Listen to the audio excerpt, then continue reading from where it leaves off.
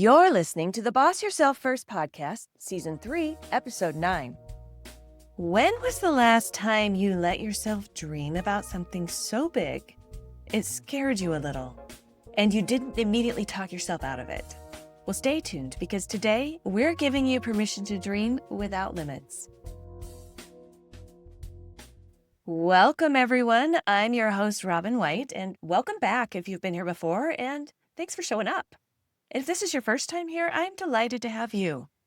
Listen, I have to tell you that I was that kid. I was a daydreamer looking out the window in my own world while I was supposed to be engaged in class, and I usually got caught. But I was just always that kid. That was my habit. If I was still, I was probably daydreaming. And as I got older, the dreams became a bit more structured in that I wanted to be a singer and an actress and a psychologist, a famous one at that. And I had clear visions of what that would look like. Specifically, I was going to definitely be on the stage with Donnie and Marie Osmond. Dating myself a little bit, but most of you probably know who they are. But somewhere along the way, I stopped. And I'm not exactly sure when it happened. I think when I became more concerned about the results and that I was creating and got busy creating those results, I allocated my time and energy towards that and didn't even really notice when I disconnected from dreaming. This is different than last week when we talked about permission to pause. That was unstructured time to let your brain work its magic to connect thoughts and learning and to process emotions. This is talking about actual dreaming, imagining. When was the last time you let yourself imagine a future without editing it? Not the safe plan, not the next logical step. I'm talking about a dream that literally makes your heart beat faster. For so many of my clients, dreaming has gotten smaller over the years. And I talk about this in 3 Permissions a little bit. There have been some studies about why that happens and when that happens. But life becomes about keeping the plate spinning, the meetings, the deadlines, the family schedules. We get so busy maintaining that we forget to imagine. And sometimes, if we're honest, we stop dreaming altogether because it feels indulgent, maybe even a little dangerous. Here's the truth, though. Reconnecting with your dreams isn't a luxury. It's a leadership skill. Particularly in the book, particularly Permission to Fly, I share that permission to dream is the runway you need before you can lift off. If you've lost touch with your dreams, you've cut off a vital source of direction, motivation, and resilience. So last week in Permission to Pause, because you know I love a little neuroscience, we talked about the default mode network, or the DMN. And we kind of framed it as your brain's backstage crew that comes alive when you're not focused on a specific task. If you missed it and you want to know more, check out Season 3, Episode 7. It wasn't Episode 7. I just totally told you wrong. Season 3, Episode 8. There we go. So the DMN, default network mode, processes your experience, makes creative connections, and runs mental simulations of the future when you give it the unstructured time to do so. So when you're giving yourself permission to dream, you're essentially giving the DMN the green light to start constructing what could be. Neuroscientists call this prospection, P-R-O, prospection, the ability to imagine future events. When you dream about something in vivid detail, your brain recruits some of the same neural circuits that it would if you were actually doing the thing. Your motor cortex lights up when you picture physical action. Your sensory areas activate when you imagine sights and sounds and textures. Your prefrontal cortex engages to plan and sequence imagined actions. For example, I've always dreamed of having a mountain cabin. I don't, unless you count the house I live in, which is not in the mountains. So sometimes I fool myself into thinking it is a mountain cabin, but I've always imagined it since I was little. That was another one of those little dreams. But I got to the place where I could picture the cabin. I would open the door, and then I started laying out the design. I'd even sketched it out before, laying out the design and decorating it. I could imagine the colors and the way the light would come in and the fire would crackle. And the more I did this, the more real it became. So repeatedly imagining a goal in rich sensory detail, so that all those little details, strengthens the neural pathways associated with that experience. This is the same principle behind elite athletes using visualization to improve performance. There's a classic study. I heard it way back when I was studying psychology, the first round in college, a classic study on basketball free throws that found that players who only visualized shooting improved nearly as much as those who physically stood on the court and practiced shots. Almost as much, not quite. In personal development, mental rehearsal increases familiarity, which reduces uncertainty and builds confidence, both of which make the real world actions more likely. And we've talked, and this was in episode 6, we talked about dopamine and the reward that it brings. And we talked about it's not just a reward in the task itself, in accomplishing it, but it spikes in anticipation of something good. When you dream about a goal, your brain gets a little dopamine boost that fuels the motivation as well.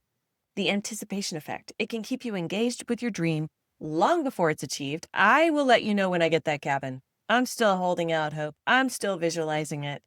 And that's critical to sustaining effort over time.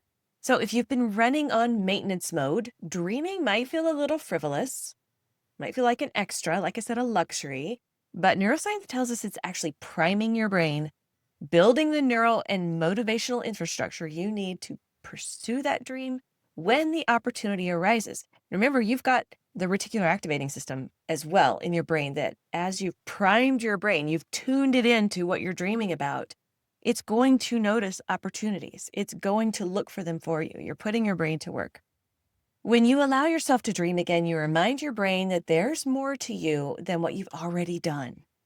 You open the door to curiosity, to possibility, and that kind of hope can change how you lead yourself forward. All right, let's move into that second principle of adjust. We've been approaching, that's principle 1. Now we're moving into adjust.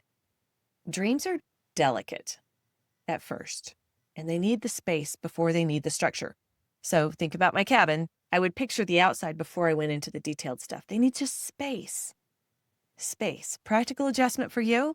And you don't have to do all these at once, but I'm going to give you some of those small steps, and you could choose one. Test it out. Just choose one to start. Schedule your dream time, half an hour, and the only agenda is to imagine. Just you and your brain with permission to dream. Sometimes it helps just to start with a piece of paper and no editing. Sit there and just jot down. You might have to go back a bit if you're like me and you're like, when did I stop thinking about that? Go back and just brainstorm, so to speak, in your 30 minutes and think, oh, I remember I used to dream about this. Oh, yeah. Kind of reconnected those. And you'll have some that aren't old. You'll have some new ones. Then another exercise you can do is future self visualization. This is one of my favorites. I often do it with clients. Picture yourself 3 years from now and ask yourself a few questions. Where are you? Who's with you? And I always tell my clients, picture meeting with your future self, and your future self is so excited to see you, to tell you about how amazing your life is right now. They're so excited. The future's great. Everything is really, really the best it could possibly be. I want you to sit down with that version of you and say, all right, where are you? And just let that work in your brain. Give it the time and space to do this. You might need a couple of different sessions where you're sitting there picturing, talking to the future you, noticing, well, who's in your life? Who are the important people around you? What exactly is happening? What's filling you up? What's making you feel like this life is amazing? Let yourself notice the details. I did this with a client not too long ago, and he was sitting at the table with his future self, and he noticed the watch that his future self was wearing. And he's like, that's a nice watch. Future self is doing well. And then it got even more detailed and said, that watch, it's a nice watch, but look at the wrist. That guy's got some forearms. That guy's been faithful in the gym. And notice that we were doing some values work and some things around that as well. But noticing those little details with your future self can be really helpful.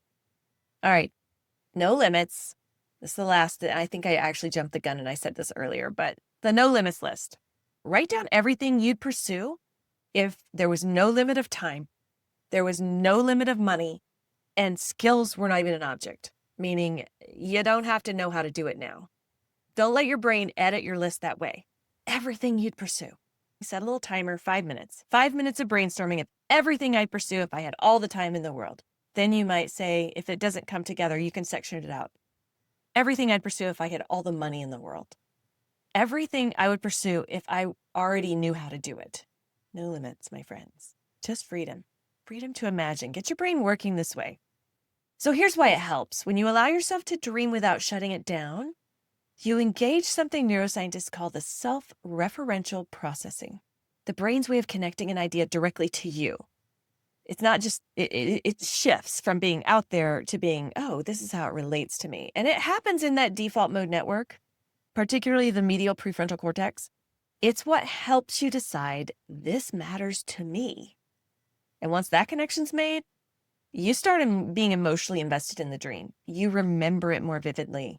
You start noticing resources and conversations and opportunities. That's that reticular activating system that I mentioned earlier that filters your awareness and helps you tune into these things. But here's the key. Without permission, many of my clients block this process before it starts. They filter the dreams through practicality first. Well, that's just not realistic. And never let the brain attach the dream to their identity. When you give yourself permission, you open that neural door, and the dream begins to take root in who you are, not just what you wish for. So I worked with a client, let's call her Maya, who came to me saying she'd been playing it safe for years. She was good at her job. She had a solid home life, but confessed that she felt a little restless. She just couldn't quite put her finger on why. And we started with a simple exercise. Once a week, she wrote for 15 minutes about the most unrealistic dreams she could think of. And after a month, so it would be 4 sessions of this, after a month, she uncovered a vision for a creative retreat center that combined her love of art and community building. Now, listen and hear me on this. That dream didn't mean she quit her job the next day, but she began to integrate pieces of it into her life now. The moment she allowed herself to imagine it without censoring it, her brain locked in. I'm going to share one more story. This was kind of recently. It was actually a student in one of my classes, and he was excellent. He was working in a big retail organization. He was sharp. He was focused. He was there to grow and develop and continue working his way up the ladder, and he was. He was breaking records for how fast he was moving up the ladder in this organization, doing super well, getting great feedback. About our 4th session, it came forward that his dream was to have a food truck. He loved making desserts, and he wanted a Latino food truck that offered desserts. And I just said, tell me more. This is fascinating. We've been together all this time, and I did not know this about you. And he's like, oh yeah. He said, I just love it. And his whole energy, his face shifted. He was always energetic and always focused, but when he started talking about this, you could just feel it. This was close to his heart. And I said, well, what's your timeline on that? Because again, doing great in his day job. And he said, well, I don't know. And I said, well, okay, well, what are you doing about it right now? Is that something that you're kind of, how are you staying in touch with the dream? And he said, I haven't done anything. I haven't even been in the kitchen in a while. And just that conversation got him thinking. And so on our next call, he came in and said, I made dessert and took it to one of my friends, and I talked about my dream with my friends. And one of them has started a catering company, and they asked if I would supply the dessert after tasting this. I took my specialty, and I can't remember what it was now. I wish I could. It sounded amazing, whatever it was. He said, I took that dessert, my signature dessert, and I took it to my friends, and they said, can you do this for my event that's coming up? So here he is, not quitting his day job, but so excited about this part of his dream that all he did was make dessert for his friends. And all of a sudden, talking about it, sharing his dessert, sharing his love, turned into an opportunity to step a little bit closer to that dream. So if I hear from him again, if you're listening, then please let me know how you're doing. I would love to hear. When am I coming to the food truck? I'm excited. So this kind of is a nice transition for us into the 3rd principle permission act. How do you bring your dreams closer? You don't have to do the dream tomorrow, but you can't do something tomorrow that brings the dream closer. Think about my student. Tell someone about your dream. Saying it out loud makes it more real to your brain. Your brain is always listening. So when you're telling someone else, you're also telling yourself. Research it. Research one element of it. Take 10 minutes. just enough to keep it alive. And then integrate a little of it now. If your dream involves travel, plan a little trip, a local weekend getaway. Stay connected with that. If it's writing a book, write a page. Start a journal. Doesn't have to be perfect. It's just a start to reconnect you with your dream. So this is called the implementation intention effect, which is a long name, to be honest. But studies have shown that forming a specific if-then plan greatly increases the likelihood of follow-through. For example, if I finish work on Friday, I'll spend 15 minutes researching volunteer opportunities in my dream nonprofit. Something that supports that.